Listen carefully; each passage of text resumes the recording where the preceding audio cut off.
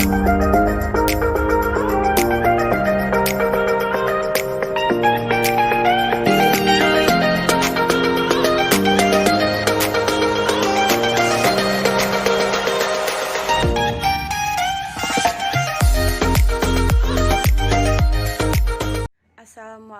warahmatullahi wabarakatuh.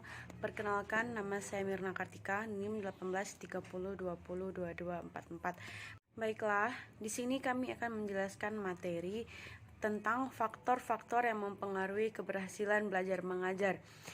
Berhasil atau tidaknya suatu proses belajar mengajar itu juga terdapat beberapa faktor yang mempengaruhinya, yaitu seperti tujuan pembelajaran, guru, anak didik, media pembelajaran yang dipakai, kegiatan pembelajaran, dan evaluasinya bagaimana. Faktor yang mempengaruhi keberhasilan belajar mengajar yaitu yang pertama dari tujuan pembelajaran. Tujuan pembelajaran di sini menggambarkan suatu tingkah laku atau sifat atau kemampuan yang diharapkan dapat dimiliki oleh siswa setelah mengikuti proses belajar mengajar. Rumusan tujuan pembelajaran dapat dibuat dengan berbagai cara. Sering kali terjadi, rumusan itu menggambarkan apa yang akan dilakukan oleh seorang guru dalam proses pembelajaran. Peran guru di sekolah juga sangat penting dalam meningkatkan kemauan belajar anak-anak. Seorang guru haruslah dapat memotivasi dan memberikan pengarahan kepada anak-anak agar anak-anak tersebut dapat mengembangkan potensi yang dimilikinya. Ada beberapa aspek yang menentukan keberhasilan seorang guru dalam proses belajar mengajar. Yang pertama yaitu kepribadian seorang guru tersebut. Yang kedua, bagaimana guru itu memandang peserta didik. Yang ketiga, latar belakang dan pengalaman guru itu sendiri. Baiklah, yang ketiga, faktor yang mempengaruhi keberhasilan belajar mengajar yaitu peserta didik. Di sini saya akan membahas aspek-aspek yang mempengaruhi keberhasilan peserta didik. Yang pertama, aspek psikologisnya, yang kedua biologisnya, yang ketiga intelektual, yang keempat kesenangan, dan yang kelima cara belajar anak didik.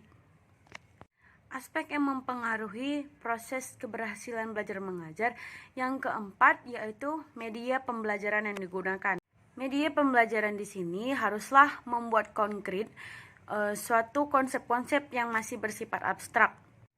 Apabila konsep-konsep yang dirasakan masih bersifat abstrak atau sulit untuk dijelaskan kepada peserta didik, maka hal tersebut bisa disederhanakan melalui media pembelajaran.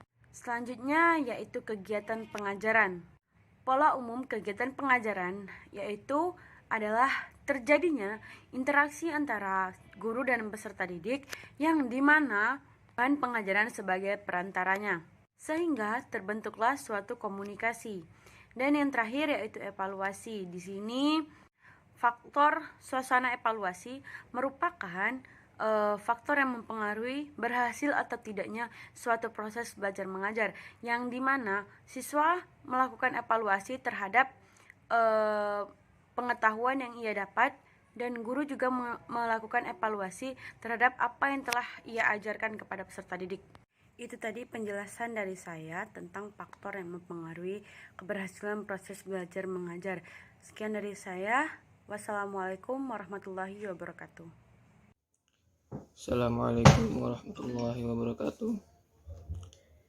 Perkenalkan, nama saya Muhammad Wira Prima, NIM 1830202252. Baiklah, sini saya akan melanjutkan penjelasan dari teman saya.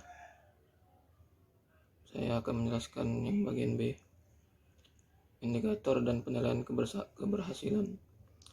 Indikator yang dijadikan sebagai tolak ukur dalam menyatakan bahwa suatu proses belajar mengajar dapat dikatakan berhasil adalah bagi berikut.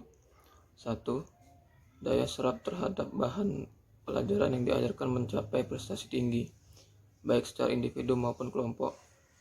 2. Perilaku yang digariskan dalam tujuan pengajaran telah dicapai siswa baik individu maupun klasikal.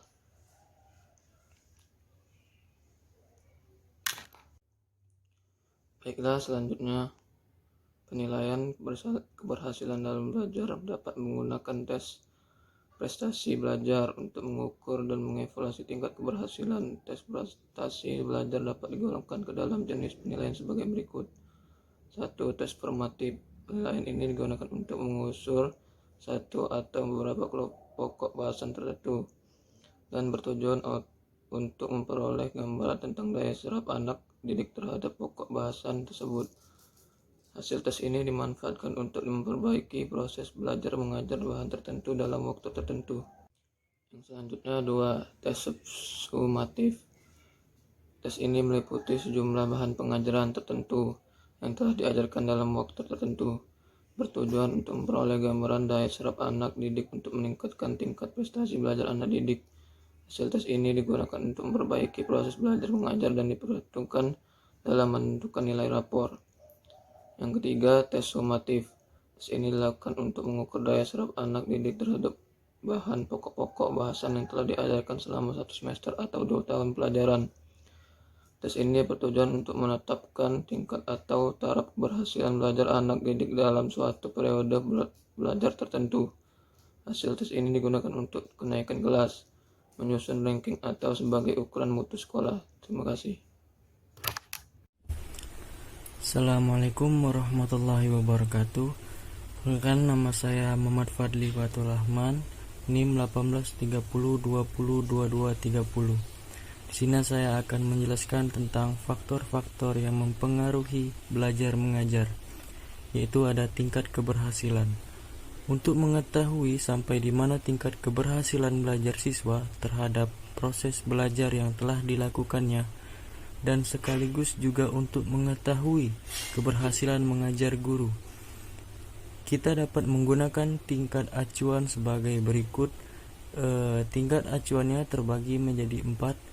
Yang pertama itu istimewa maksimal, yang kedua baik sekal atau optimal, yang ketiga baik atau minimal, dan yang keempat kurang.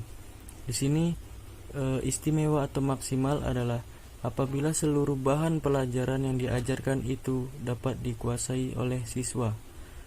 Yang kedua, baik sekal optimal, apabila sebagian besar 85% sampai 94% bahan pelajaran yang diajarkan dapat dikuasai oleh siswa. Yang ketiga, baik atau minimal, apabila bahan pelajaran yang diajarkan hanya 75% sampai 84% dikuasai oleh siswa. Yang keempat, kurang, apabila bahan pelajaran yang diajarkan kurang dari 75% yang diajarkan itu dikuasai oleh siswa. Terima kasih, mungkin sekian. Assalamualaikum warahmatullahi wabarakatuh. Assalamualaikum warahmatullahi wabarakatuh. Program perbaikan. Tingkat keberhasilan proses mengajar dapat digunakan dalam berbagai usaha, antara lain dengan kelangsungan proses belajar mengajar itu sendiri. Di sini ada 2 poin yang dapat dilihat dari hasil tingkat keberhasilan proses belajar mengajar. Yang pertama, apabila 75% anak didik yang mengikuti proses belajar mengajar mencapai tingkatan keberhasilan minimal, optimal, atau maksimal, maka dapat dilanjutkan ke proses belajar untuk pokok bahasan yang baru. Kemudian yang kedua, sebaliknya, apabila 75% anak didik kurang atau di bawah taraf minimal dalam mencapai tingkat keberhasilan, maka proses belajar mengajar berikutnya adalah perbaikan. Pengukuran tentang tingkatan keberhasilan proses mengajar sangat penting. Oleh karena itu, pengukuran harus betul-betul valid, reliable, dan juga haruslah objektif. Hal ini dapat tercapai apabila alat ukurnya disusun berdasarkan kaidah, aturan, hukum, atau ketentuan penyusunan tes. Kemudian, pengajaran perbaikan mengandung kegiatan-kegiatan sebagai berikut. Yang pertama, mengulang pokok bahasan seluruhnya. Yang kedua, mengulang bagian dari pokok bahasan yang hendak dikuasai. Dan yang ketiga, memecahkan masalah atau menyelesaikan soal-soal bersama. Dan yang terakhir, yang keempat, yaitu memberi tugas-tugas khusus kepada peserta didik.